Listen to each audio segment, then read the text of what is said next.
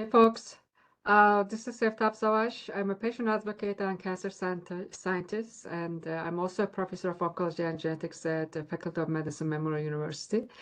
This is a recording of a public talk that I delivered on June 7, 2023 as part of the AC Hunter Public Libraries Wellness Now sessions. I would like to thank Julia and the public libraries for inviting me and giving me such an important opportunity to disseminate knowledge about cancer. So, and all the participants in the event, thank you so much. So I'm recording this 2 days after the event so that I can freely distribute my presentation. So today we are going to talk about cancer, and we are going to talk about cancer in Newfoundland and Labrador. So, but before anything else, I want to tell you a couple of things. I have no conflict of interest to declare, other than the fact that personally and professionally it's always a pleasure and very important to talk about cancer. And one disclaimer that I really want to emphasize is that we are going to exchange some knowledge here about cancer. However, please don't use them as your medical advice. Rather, take them as knowledge and information and bring them to your physicians or nurse practitioner or healthcare providers about, how can you protect from your cancer? When are you eligible for certain programs to help protect yourself from cancer and so on. But please don't use this information as medical advice here. Go talk to your doctor. They will give you the best advice. So, what are we going to talk about today? We say that we are going to talk about cancer, but cancer, we can't talk hours about it, right? So I thought maybe we can focus on three key themes. So first, we will have some, basic knowledge about cancer. What is cancer? What is happening? How can we detect it? And how common it is, and so on. And then we will move on to the part about how can I protect myself and loved ones from cancer. This is a question that we frequently get, and it's important to know about the early diagnosis screening programs available and accessible to the residents of this province. And then at the end, I really would like to emphasize how much we learn from individuals diagnosed with cancer or their caregivers, family members, friends, about the lived experiences. How is it to live and work and beyond a cancer diagnosis? Which kind of opportunities and issues are there? What are the support needs? What is it that we really need to do in case of, as researchers, healthcare providers, healthcare systems, or governments to provide some sort of relief to the individuals diagnosed or affected by cancer? So at the end, I'll briefly talk about these and our work as a public interest group on cancer research. Okay. So this being said, I'm going to start with what is cancer. All right. What is cancer? Cancer at the biological level, we said that it's because of uncontrolled growth. So what does this mean?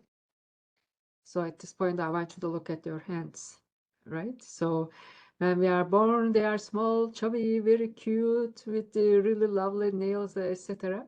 But as we grow, our hands also grow, right? But they don't grow forever. We don't grow forever. It's because there are biological mechanisms that prevents us from growing forever, or any cells in our body. So they are really tightly regulated mechanisms. This is under normal conditions, however. In case of cancer, cancer cells actually abolish this kind of mechanisms, and one thing that really characterizes them is their ability to grow and divide and form masses. And also sometimes at the advanced stages gain the ability to move to the other parts of the body and form additional tumors, which we call as metastasis. So this is the basic info about cancer. It's uncontrolled growth, and we will see what it means in the next slide as well, but bear with me for a sec. Anybody can get cancer. We do see it in infants, children, young individuals, young adults, seniors, and so on. So it can happen to anyone. But I think around 60% of all cancers in Canada are detected in individuals. above 65 years of age. So as we age, and that makes sense biologically because as we age, unfortunately, our risk of developing cancer increases. Okay. So, and cancer can happen on our body or in our body anywhere. And let's see some examples. For example, here on this picture, we do see a growth on the ear of an individual. Now, this is an example of uncontrolled growth, right? We don't normally expect such a mess on this part of our ear, but we don't know whether it's cancer or not, right? For example, skin tags, they're also uncontrolled growth, but they are benign, right? So they are not cancer. But how can we know whether they are cancer or not? So through pathological examination, we go to our doctor, they took a piece of it or all of it and send it to the pathology lab. And pathologists, they examine and assess, and they tell us whether or not it's something malignant or cancerous. In this case, this is actually a cancer. But I believe because it was seeable or visible, this individual hopefully got it under control before it got too late. So if you notice anything on your body, any lump, any lesion on your skin, or any mass on your throat area, abdominal cavity, breast, or testicles, please go see your doctor. It can also be, any mole changing their size, color, shape, any abnormality. Just go see your doctor, get it assessed. Let's make sure that it's not something cancer. And it doesn't have to be, but we just want to make sure. So of course, not all cancers are visible because there may be a lot of, cancers happening in our body, stomach, uterus, prostate, this and that, or lungs. So, but luckily, science and technology has been really great. There have been a lot of imaging and other specialized tests have been developed. For example, ultrasounds, colonoscopy, mammography, specific blood tests, and so on. They can help us detect, screen, or diagnose cancers. So again, if there's anything abnormality in your bodily functions, for example, and if you are not feeling well, losing weight, you have bleeding, or shortness of breath, and a whole bunch of other symptoms, please go, anything abnormal, please just go seek medical help, okay? Get to the bottom of that. Now, in the next slide, I'm going to show you a colon tumor. So if you think that this is going to be distressing to you, please refrain from looking at the slide, okay? Here it comes. So colon tumors, an example of non-visible cancers that may require specialized techniques like colonoscopy. And here you do see this is colon. Normally it's a very healthy organ, right? But there is now this uncontrolled growth, tumor growing. It's so big that it's almost blocking the colon. So this is after the pathological examination, it turned out to be a colon tumor.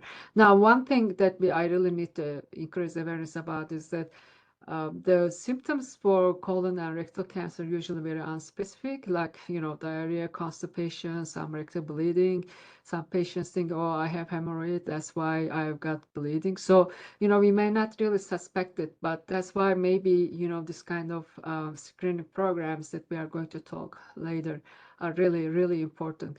They can help detect this kind of abnormalities, especially those within our body that are not visible to our eyes. They can detect them before we realize there is something abnormal about our body. Right? So again, this is a tumor and too big and almost blocking the colon. Is probably late stage tumor, and this is not what we want. All right. So what we want is, or you prefer, is early detection. Early detecting this tumor when it's very small, which can be surgically removed so that you can be cured of it, right? Because this tumor did not happen all of a sudden. It was small and then grew, and then, and it may have metastasized other parts of the body. So there is a growth phase. You want it catch in the early phases. So it's this one, yes. So early phase is when it's small, when it's early, because this is when the success rate for treatment is the highest. Even cure is possible, right? When it's smaller, there's less damage to the organ, the colon, or and there is less likelihood of expanding to the other tissues and moving to the other parts of the body and forming additional tumors. So you really want it early detection. And it's really key. It's really key, right? So in addition to reducing our risk, early detecting cancers is really key. And luckily in Newfoundland and Labrador, we have a wonderful provincial program called the Provincial Cancer Care Program that offers us a really great screening programs. For example, breast cancer, cervical screening, and colon cancer screening programs. And I think they are going to start the lung cancer screening soon. These are wonderful programs that are freely available to our residents, and they are eligible to requirements. Please talk to your physician right away or nurse practitioner. And if you are eligible, think about taking the screening test.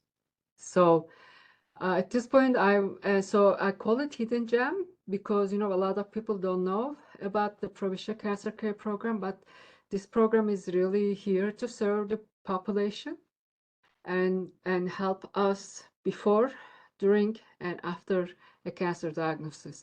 Before, through their screening programs, during the cancer diagnosis or treatment, because they also, the all cancer treatment is under the umbrella of this program. And after cancer diagnosis, because they have incredible support programs available to the people diagnosed with cancer to help them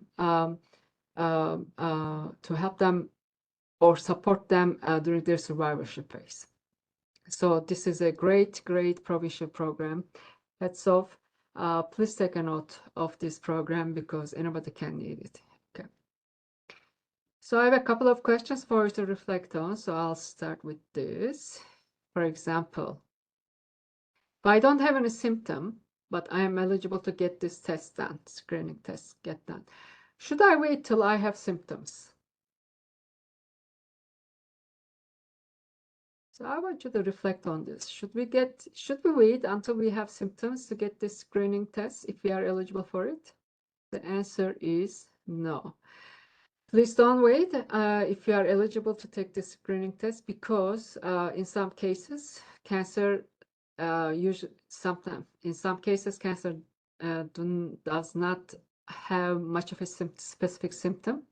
So these screening programs can help you detect your cancer early. Please do that. Consider that. And my second question is this. If I find something wrong in my breast, testicles, skin, bowel, and so on, anything on my body or in my body, should I wait until I'm eligible for the screening services? The answer would be, again, no. If you have any symptom, please see your doctor immediately, no matter what your age is, whether or not you are eligible for the screening services. If there is anything abnormal, that means there is something there that needs to be assessed. So please don't wait, okay? So, as I said, Provincial Cancer Care Program is also great in terms of supporting survivorship phase and anything after the diagnosis. For example, they have the Cancer Patient Navigator Program. They have also Oncology Social Worker Program. And some of these programs can actually, you can have access to them by self-referral. So you can call them and make an appointment. And they are supposed to help you during your cancer journey. All right, so just take a note again, the Provincial Cancer Care Program has support programs offered to the cancer patients and families in Newfoundland and Labrador. And you deserve these great programs, and they are wonderful people there. So, okay. So I'm pretty sure many of us have heard that cancer is a very common disease. So let's talk about this a little bit. How common is cancer? First, I will give you some estimates for Canada, and then we will move on to Newfoundland and Labrador statistics. So around 43% of Canadians are estimated to be diagnosed with cancer. So this is a large number. 2 in 5 Canadians are expected to be diagnosed with cancer, right? So it's quite common. It just doesn't happen to someone else in a different place. It can happen to any of us. So this is an important part. Knowledge, important piece of knowledge to keep in your mind. And for Newfoundland and Labrador, for the year of 2021, the estimated numbers of new cancer diagnoses were around 4,000. This is 4,000 residents of this province getting the cancer diagnosis in 2021. An estimated numbers of death due to cancer was around 1,600 patients. So these are the number of new cancers diagnosed, and these are the number of individuals die because of cancer every single year. So, these are significant numbers. And one other important information about Newfoundland and Labrador is that, unfortunately, among all Canadian provinces, we have here the highest risk of developing cancer. Another question that we get all the time is why? Why do we have a higher risk of cancer? We really don't know, but we can suspect a couple of factors. So I will start by giving examples of known risk factors, and we will see whether they relate to our province. Okay, so here I go. So there are a large number of risk factors identified for cancer, and we are still looking for new ones, or unidentified ones. But there are, some of them are really well known, hopefully. So diet, important. Smoking is really a high risk factor for lung cancer and others. Alcohol consumption, similarly, exposure to asbestos. If you are, smoking, using alcohol, or have asbestos-related occupations, please think about reducing your risk. So some of these things are also related to our socioeconomic situation. For example, diet. Yes, diet is really important, healthy diet, physical activity, and so on. But, some of these things also requires affordable housing, affordable food, and so on. So we have to, and the government also have to address the social determinants of health in our province so that our residents can have better lives, better diets, other lifestyle factors, and hopefully better health outcomes. So there are other causes of cancer. Viruses and bacteria are known to cause some cancers. For example, we possibly all heard about HPV, human papillomavirus. It's really the leading cause for cervical cancer, and it can also contribute to anal and oral cancers. And H. pylori is a bacteria which colonizes in our stomach and sometimes is considered mutagen, like creates abnormal cells. So, but both of them are treatable. So think about that. Like there is a drugs or vaccination working against those. So, think about this. Age, as we said, as we age, the chances of developing cancer increases. So one thing that we know in Newfoundland and Labrador is that we have an aging population. So this may be one of the reasons that is contributing to, higher risk of developing cancer. And genetics in some cases, like 10 to 15% of the cases because of hereditary or genetic causes. And certainly there are other factors as well.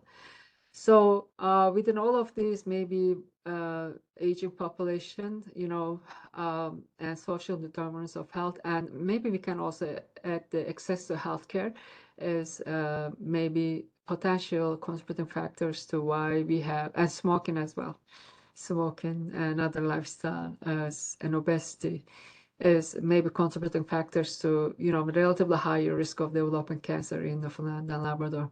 So just think about all of this information. Please try to control your destiny as much as you can and protect yourself from,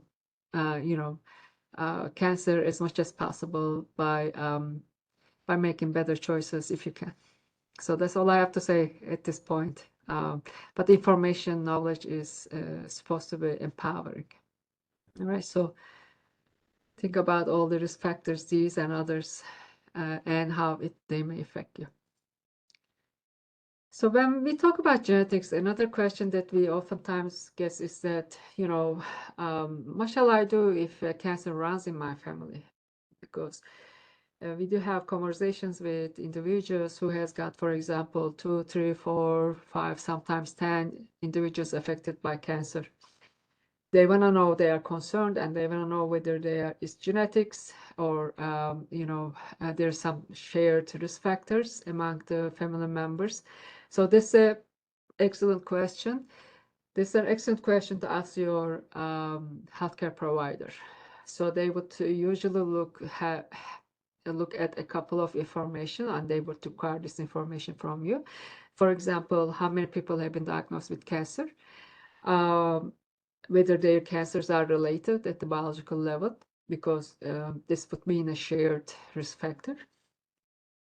And what was the age of diagnosis? Because sometimes some diseases are usually oftentimes observed in older individuals, but if it's genetic, then they may be diagnosed earlier. For example, breast cancer, usually we do see it after 65, but if there's someone diagnosed with it before the age of 65 or 50 even, it would consider to be an early diagnosis, and there may be a chance of hereditary causes, so this may be investigated. So again and again, your physician, your family health information, these are important things to communicate so that you can have a good idea about your risk factors, pretty much like your other risk factors, including your age, lifestyle, obesity, or diet features, or and others. So cancer is a personal journey, but in some cases it's a family matter. Again, I think your best bet is hopefully to get a good doctor or nurse practitioner listening to your story, your concerns, and making an informed assessment of your risks. Please do that. And sometimes we need to, really advocate for ourselves to get this assessment done, right? But I wish you well. Hopefully, our doctors and nurse practitioners are knowledgeable enough to actually do that, and I do believe that they are really trying their best to do it. So let's give it a try. So with this, I want to go to the last part of my talk, which was, as I said, what can we learn from cancer patients, survivors, and families from Newfoundland and Labrador? Now, over the years, through several studies done in this population, as well as our work together with the cancer-affected individuals. For example, I lead the public interest group on cancer research. We are a group of 15 people. 4 of us are scientists, but 11 members are either individuals who had a diagnosis of cancer or are a family member of someone who is diagnosed with cancer. So we have been created 2 years ago in 2021, and we have been working together as a very productive and enthusiastic group. So we learned quite a bit from their insight, our discussions, and our work together. And I just want to thank everyone in public interest group of cancer research, all the advocates that we see on the media and public events, as well as all of you who contributed to our research studies. Thank you very much. Without you telling us your side of the story, we would have never known what needs to be fixed and how we can help hopefully improve the conditions for you. So thank you. So again, we learned a lot from everyone who told us about their lived experiences. A couple of things, main things are listed here. Our patients are family members upon, diagnosis of cancer. They express, there's a need for better receiving information or funding information. For example, what stage is my disease? What kind of, treatment options are there? What do I do if it runs in the family? And so on. or how can I support my family better? What kind of supports are there for me? So it's quite an overwhelming time, the diagnosis of cancer, but this kind of clear information resources could be useful. So this is something that we need to work on, hopefully government and healthcare systems as well. Our public members were concerned about access to healthcare issues. That was even before the healthcare crisis that we are in. Right now we have staff shortages, which is really affecting it negatively. So, for example, what is this access issues? We know that a lot of people travel here to get some of the cancer care, right? So not everyone can actually travel or should travel. So that's another important issue in terms of bringing healthcare to each part of the province. And our patient partners also want, they require empowerment. They don't want to feel like a victim. They want to be in control of the situation as much as possible through knowledge, through support, through having questions addressed. So this is another important thing and advocacy as well. This is another important thing that we should all work on. Of course, there are mental health and sexual health needs or changes occur after a cancer diagnosis or treatment. All of this needs to be considered. Some patients may not be bringing this kind of issues to their healthcare providers, or some healthcare providers may not be asking this question specifically, but these are really important issues. And patients and family members with support could get relief if they are suffering or have this kind of issues. So that's another point to emphasize. And of course, advocacy.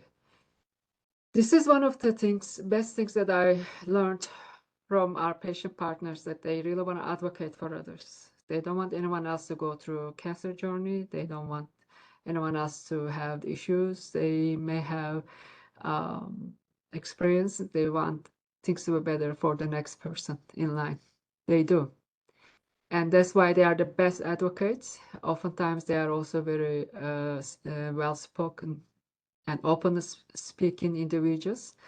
And we learn from them, and then we continue to advocate with them. So it's amazing how great our patient partners are. So again, folks, I can talk for hours about what we learned and importance of cancer patients and families in this province and their role in our understanding as well as designing public events and research studies. It could take hours, but for now I'll have to keep it like this. You got the main ideas. They have really great points here, and we thank them. We owe them a lot. So you can always join us, the Public Interest Group on Cancer Research. I know we have a website, we have a Facebook group, we are an academic group as well. We write academic papers together and publish them. We are very active in the local media. We do radio programs together. We write articles together. So you are welcome to join us. If you're interested, then please contact me. And you can also, contribute to our research studies so that we can understand your side of the study your side of the story better. So, and thanks again for all the research participants so far. Without you, we wouldn't know that much. Thank you. So in summary, we don't always know why we develop cancer, but it's a very common disease. And as we age, our chances of getting cancer increases. But, understanding this, how common it is, and the risk factors is really important, because knowing risk factors can give you a chance to actually think about your own life and maybe take some decisions to reduce your cancer risk. For example, smoking cessation would be a good example. Please talk to your physician about that. Your physicians are really critical. I know we have a shortage of family doctors right now, but we will have to do that. We have to communicate with our healthcare providers, and they will guide us with the best interest in their mind about what is best for us in terms of risk reduction, in terms of early detection of cancer, in terms of the support programs that we can get through the provincial cancer care program and others. So they have such a fundamental role in our well-being. So please, please keep this in your mind. Please connect and have conversations with your physicians about your cancer risk. And again, the Provincial Cancer Care Program is an incredible hidden gem, incredible program, and its services are offered free of charge to the residents of this province. I hope you can access them easily. Please take a note of this program because they have incredible services again before, during, and after a cancer diagnosis. And patients and family members affected by cancers, we have learned so much, and we are honored to be working with you and learning from you through each of your activities, participation in studies, participation in our public groups, and so on. Thank you so much. Without you, we wouldn't know that much, seriously. And I want to close with a tone of hope. You know, there has been tremendous progress in cancer control, early detection, screening programs, treatment, and treatment is getting really successful over time. Please don't, if you are diagnosed with cancer, please don't lose your hope, okay? It can happen to anyone. We have seen it, it's very common disease. It's not your fault that you got cancer. But if you can reduce your risk, do it. But if you get cancer, please don't blame yourself. It's a common disease. You have done your best, and it can still happen. And I want to tell you again that, there has been incredible progress in cancer control and cancer treatment. And we are looking at a really much better survival rates right now, especially in certain cancers. So keep this in your mind, okay? And please take great care of yourself and your loved ones. With this, I'm going to finish this talk. Hopefully it was useful, and I'm going to, I'm looking forward to making more public conversations like this.